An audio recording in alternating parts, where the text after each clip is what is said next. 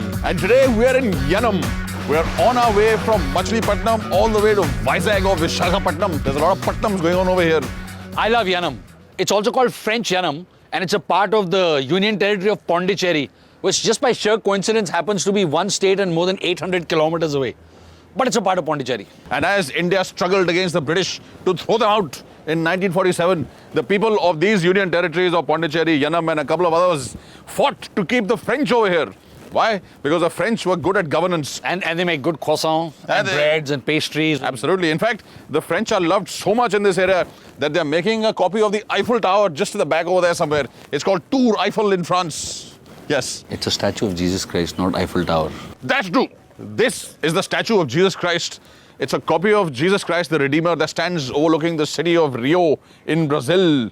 This one, however, overlooks the Godavari Delta as it meets the Bay of Bengal right over there. So over here, the fishing is excellent. These are sort of backwaters, ocean fresh, and you can get some really big fish. I got one the other day that was about this big. What about the chips that you had that were served along with this large fish? They were very nice chips. I loved them. You want to know how much I loved them? How much? This much. And how big was the tip that you left for the waiter? That much. So here's your little learning from Apollo Highway on my plate. All the good things in life are free and they're this big. It's a super long drive all the way up to Visakhapatnam, so let's get going. I'm going to get very hungry on the way. You forget, young Rocky, that we've just whetted our appetites in Amlapuram. Oh, it's all coming back to me now.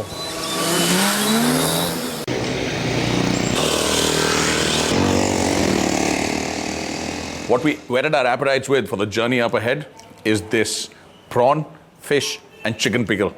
This industry, the pickle making industry for non-vegetarian pickles in Amalapuram is a cottage industry. It's only made at homes. Vegetarian pickles you'll find in big factories. And how unique are these? There are no preservatives in any of this. All they have is a huge amount of spice, lots and lots of oil, and it stays for up to 6 months. And this is prawn, fish and chicken I'm talking about. Imagine that. What I'm eating is a very interesting sweet thing called potrai ko. It's essentially made from rice flour and they have multiple layers on it. Look at the number of layers. And inside, there's good or jaggery. And it just falls apart in your mouth. Rocky has the pickle and I'm tickled pink. Amazing pickles all. And if you like your spice and you like huge amounts of it, then you got to have these pickles. No, I don't. Thank you. These are amazing. Shall we head off? Take the table. Okay, goodbye.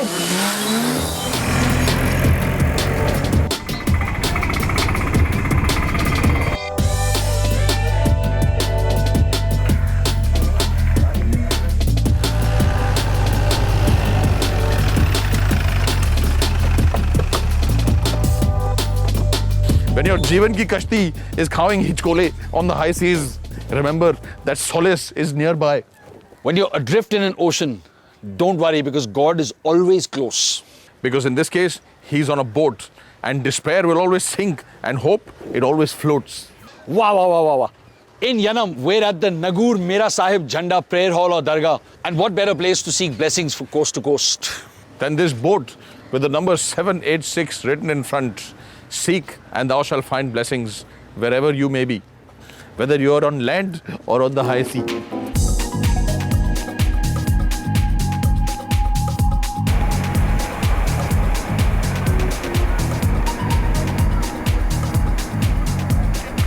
A journey started with a prayer is always a good idea. And thanks to our blessings, our boat, which took a lot of hitchcodes, actually landed somewhere.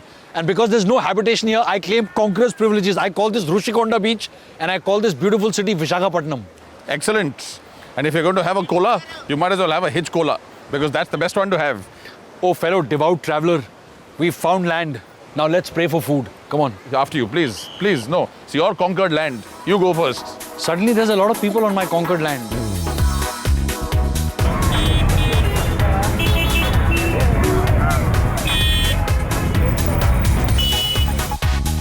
Namaskar, brothers and sisters of India. In our hunt for regional food, we have come to some strange places.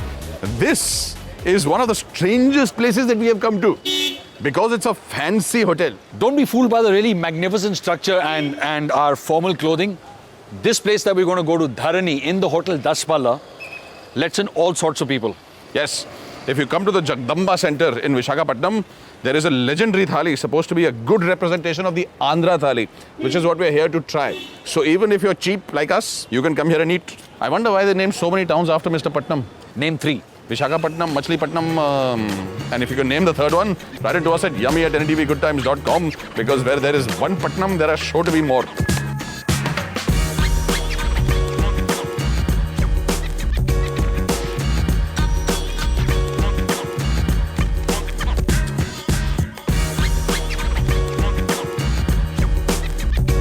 Let's start with complete full disclosure. Chef Abbas, who's the chef in charge of Dharani, is a big fan of the show.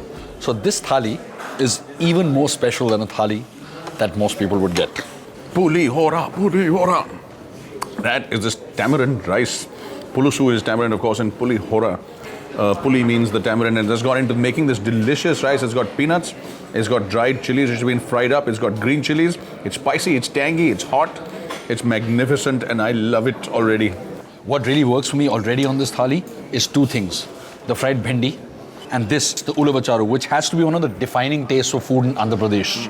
My favorite thing to have with the ulvacharu is the ulvacharu biryani, where this liquid ulvacharu is used to make the base of the biryani and the rice is cooked in it. What an extraordinary dish. Get that if you ever come to Andhra Pradesh. We've also got 4 choices of rice here. Now normally, you'll get the choice of 1 rice, but we asked for all of them, so we wanted to taste and tell you all about them. That's our excuse. You always get to do it. Sorry. So we already talked about the pulihora. There's also this. There's also this.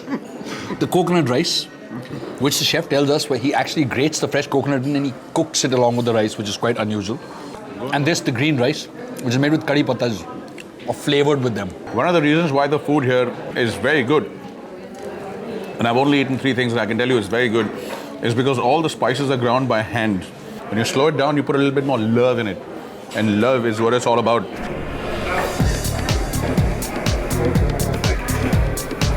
Something you can't get away from every time you eat Andhra food is this, the humble pappu or dal, except that it's not really humble. This is again another defining taste of Andhra Pradesh, and there are many different types. We've had a mango pappu, this is a tomato pappu, and there's a pappu patnam. Yes. Yet to be discovered. Now, everything on this plate is a little different and a little special from what we're used to.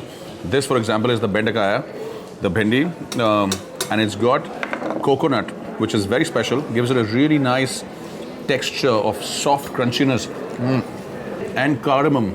Why are you laughing at me? You gotta know the food's good when Rocky's sitting and waxing eloquent about vegetarian food. Please note, this is all vegetarian. And look at him. Yeah, it's the second best thing you can put in your mouth apart from meat and non-vegetarian food.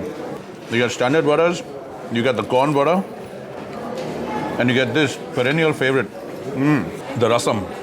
And if you haven't had the rasam, you have not lived, my friend.